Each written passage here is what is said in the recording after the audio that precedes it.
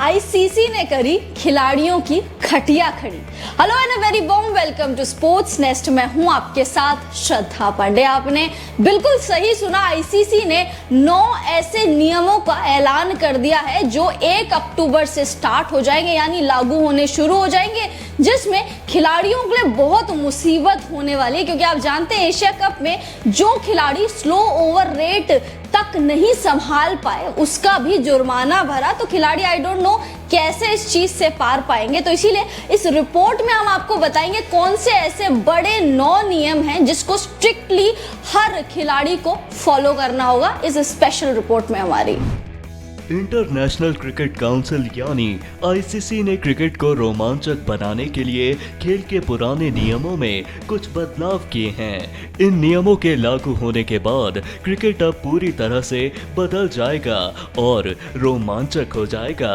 ये बदलाव 1 अक्टूबर 2022 से लागू होंगे, यानी इन नए नियमों के साथ ही T20 वर्ल्ड कप 2022 खेले जाने वाला है। चलिए अब एक एक करके आपको क्रिकेट के वो सारे नियम बताते हैं जिनमें आईसीसी ने बदलाव किए हैं।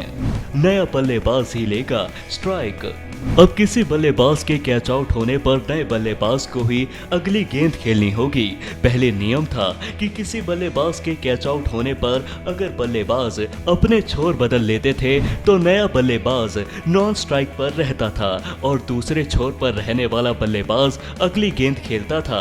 अब ऐसा नहीं होगा। नए नियम के मुताबिक अगर ओवर की आखिरी गेंद पर अगर बल्लेबाज कैच आउट होता है तो ऐसी स्थिति में दूसरी छोर पर खड़ा बल्लेबाज ओवर की पहली गेंद खेलेगा।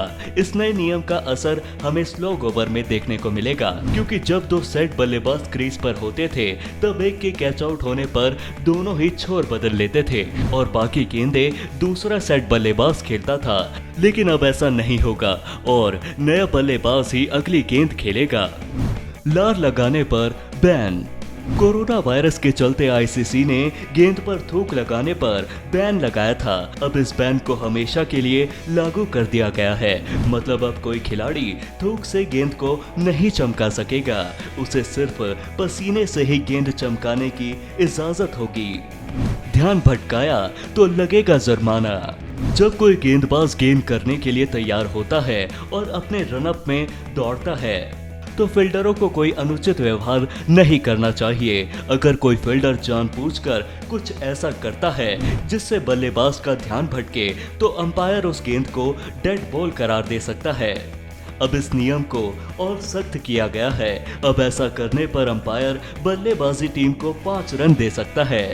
अब पिच में रहकर करनी होगी बल्लेबाजी।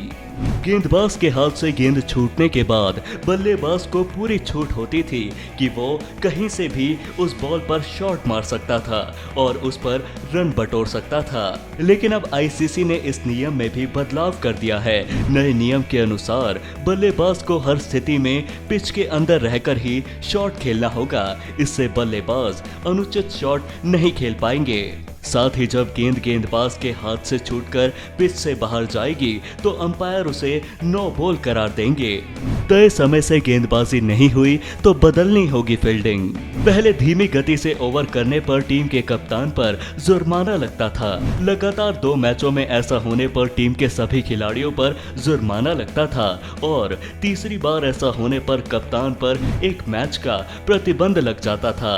लेकिन मैच के दौरान कोई कार्रवाई नहीं होती थी। अब T20 क्रिकेट में 20वां ओवर तय समय सीमा के अंदर शुरू करना होता है। ऐसा नहीं होने पर समय सीमा के बाद होने वाले सभी ओवर में एक अतिरिक्त फील्डर 30 गज के दायरे के अंदर रहता है। अगले साल वनडे विश्व कप के बाद यह नियम वनडे में भी लागू होगा। इससे अंत के ओवरों में बल्लेबाजों को रन बनाने में आसानी होगी और मैच का रोमांच बढ़ेगा। स्ट्राइक बल्लेबाज रन आउट नहीं होगा। पहले अगर कोई गेंदबाज बल्लेबाज को क्रीज से आगे निकलता देखता था तो वह उसे थ्रो करके आउट कर सकता था, लेकिन अब ऐसा करने को डेड बॉल करार दिया जाएगा। इस नियम के बदलने से बल्लेबाजों के पास खुलकर अपनी क्रीज का इस्तेमाल करने की आजादी होगी। हाइब्रिड पिच का हो सकेगा इस्तेमाल। अब पुरुषों और महिलाओं के वनडे और T20 मैचों में दोनों टीमों की सहमति होने पर हाइब्रिड पिचों का इस्तेमाल किया जा सकेगा।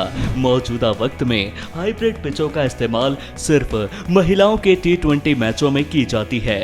हाइब्रिड पिच में नेचुरल ग्रास की जगह आर्टिफिशियल ग्रास का उपयोग किया जाता है। वक्त पर बल्लेबाज नहीं आया तो होगा आउट। आईसीसी के नए रूल के मुताबिक T20 की तरह अब वनडे क्रिकेट में भी बल्लेबाज को पहली गेंद खेलने के लिए तैयार रहना होगा।